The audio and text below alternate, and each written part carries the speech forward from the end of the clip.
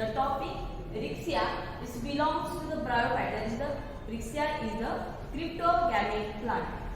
Rixia comprises more than 200 species and they are distributed throughout the world. And in India we found the 33 species, and from that the Rixia crystalliana, Rixia pendai and Rixia kashyapii is the endemic to the India. What do you mean by endemic? That is the endemic means the species which are growing only in a particular area. Okay, so what is the systematic position of the Rixia? According to G.M. Smith in 1955, the Rixia are classified as like that.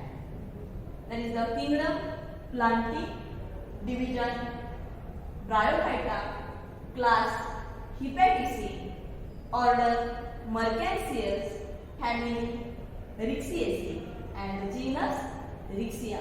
So first of all, we see the morphological characters or external characters of the Rixia.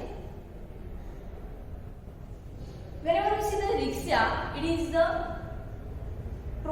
its growth as a prostate and dorsiventral hatters, as a liver-like structure of the thallus is the single thalli of the Rixia, and in some species it shows the dichotomous branching of the Rixia and grow as a like of wedges.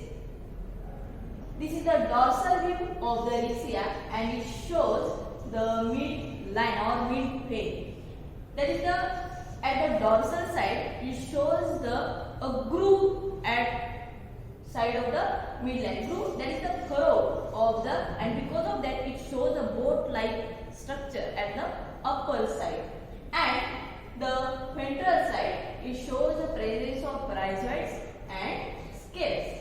Okay, these midrib or midhead at the dorsal side it shows end with the depression at the apical side, and we call here the apical notch. This is the central part, that is the apical notch. And the ventral side it shows the presence of rhizoids at the center, and here at the peripheral region it shows the scales. If we see the rhizoids, these rhizoids in Rixia are two different types. That is the simple rhizoids and another one, that is the tuberculate rhizoids. In simple rhizoids, the inner wall of the rhizoids is smooth, and in tuberculate rhizoids, the inner wall grow like a peg-like structure, and this projection or growing is called as tubercles, and because of that we call here the tuberculate rhizoids. Then the scales, the peripheral region of the ventral view, it shows the presence of scale. Scales is the protective in nature. Whenever you see the structure of scale, it is a multicellular. Rhizoids are unicellular and scales are multicellular, one cell thick. There is a single cell thickness of the scales, and they grow at the apical position. They are projecting at apical growing point, and these point it protects the apical cell of the thallus, and apical cell of the thallus is nothing but the growing point of the thallus. Then whenever we see the internal structure or internal characters of the thallus, if we take a vertical section, the vertical section it is a boat shaped. Vertical section of thallus, single thallus, if we take the vertical section, it shows a boat shape. In that they are differentiated two different regions. That is it shows distinct two different regions, upper photosynthetic and lower storage region. Okay, whenever you see the upper photosynthetic region, these are made up from the assimilatory cells. These assimilatory cells are one another and it forms rows, and these isolated rows here, isolated rows form a photosynthetic region, except the upper large cell. This is the large cell, and it is nothing but the epidermis of or upper epidermis of the thallus, and these assimilatory cells are here. If you see, these are the similar in shape or size, and they having a numerous chloroplasts. Numerous chloroplasts, it again show the photosynthetic region, and because of that it shows the dark green in color. And if we see the isolated rows, there is a presence of air chamber. This is the floor of air cavity, narrow air cavity, and exteriorly they open, called as a air pore. And whenever we see the next, that is the storage region. This storage region is compactly arranged parenchymatous cells and parenchymatous cells and having the intercellular space, and it stores the starch as a food material. And here we see the lower epidermis, and these lower epidermis again is formed elongated cells and having, it shows the presence of rhizoids at the center, and these are again tuberculate and smooth walled rhizoids.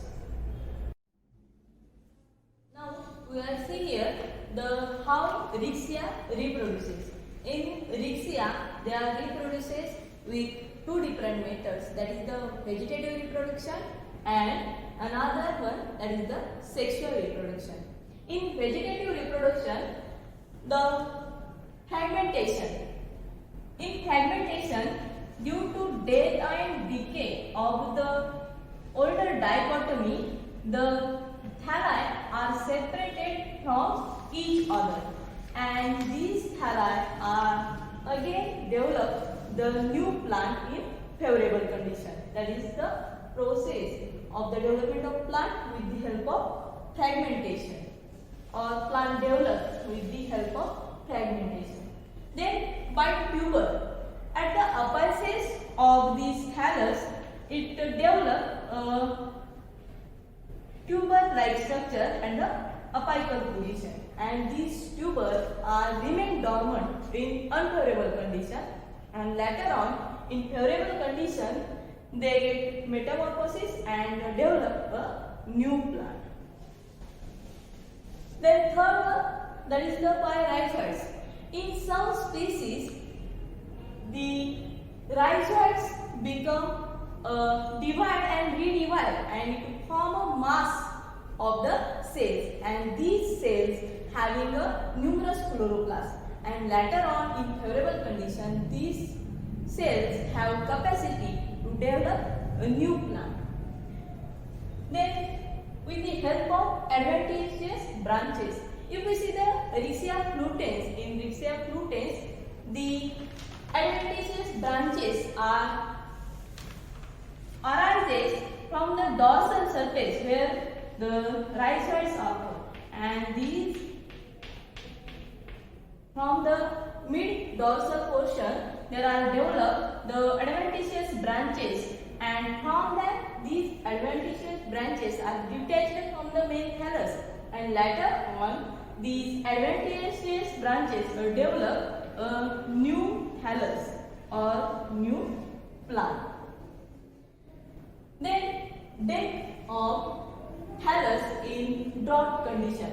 If we in Rixia dicola, because of the prolonged drought conditions, it shows the decaying or death of the older thallus, but the apical portion of the thallus is as it is into the soil, and it shows the growth, and they are remain into the soil for long condition or in unfavorable condition, and later on later on in favorable condition these apical cells or apical part of the thallus is developed a new plant. So, in sexual reproduction, the Rixia reproduce the male and female reproductive structure. The male reproductive structure is nothing but the antheridium and female reproductive structure is nothing but the archegonium. First of all, we see the structure of antheridium. The antheridium is the club shape and ponate at the dorsal side, and they are shown opening at the dorsal side, which is known as osteo. This central part is the pink color structure. These are nothing but the antheridium or androcyte mother cell or antheridial chamber, and which is covered by a single layer. The elongated cells are nothing but the jacket layer. There is a single layer jacket are present in the antheridium and few cells of the stalk.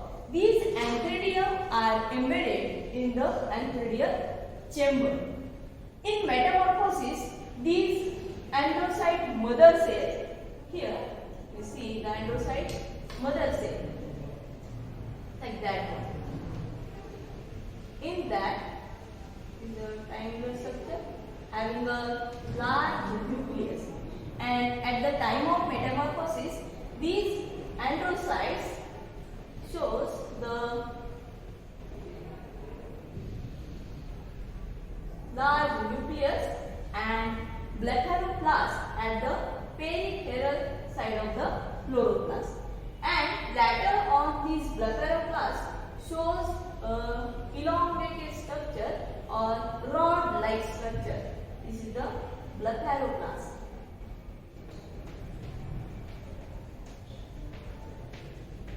Blepharoplast. And after in metamorphosis, it shows a long rod-like structure with a large nucleus and a circular structure. And later on, these nucleus, these nucleus are crescent form, and because later on these nucleus are again attached to these blepharoplast and it form elongated structure. It is nothing but the antherzoid or spermatozoid, and later it produce two flagella, and because of that the antherozoids of the Rixia are biflagellated and motile. Okay, then next the archegonium. The archegonium in Rixia represents the here, that is a large venter, and here at the base this is the venter, and upper this is the neck, and this venter is or this archegonium present or embedded into the archegonial chamber and having a number. This is the stalk, which is a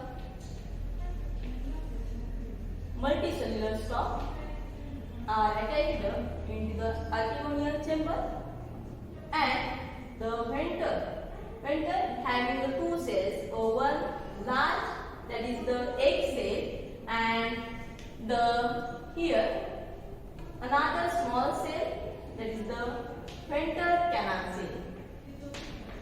Venter canal cell. This is the egg cell. And the neck is made from the 4 to 5 neck canal cells. These are the neck canal cells. And it covered with the apical cells. At the time of fertilization, these apical cell and neck cell are disintegrated. At the time of fertilization, These apical cell and neck canal cell are disintegrate. Later on, these ventral canal cell are also disintegrate and it form a mucilaginous space into the neck. At the time of favorable condition, these antherozoids move into the archivorium with this mucilaginous space. In that, at the time of fertilization, there is a requirement of water, and these water accumulate at the dorsal surface. This is the dorsal surface, and this is the midhead. The water is accumulated at the dorsal surface, and from that the antherozoid swims into the mucilaginous surface, and number of antherozoids come in contact with this inventor, but only one antherozoids are fertilized in that egg and it will form a zygote.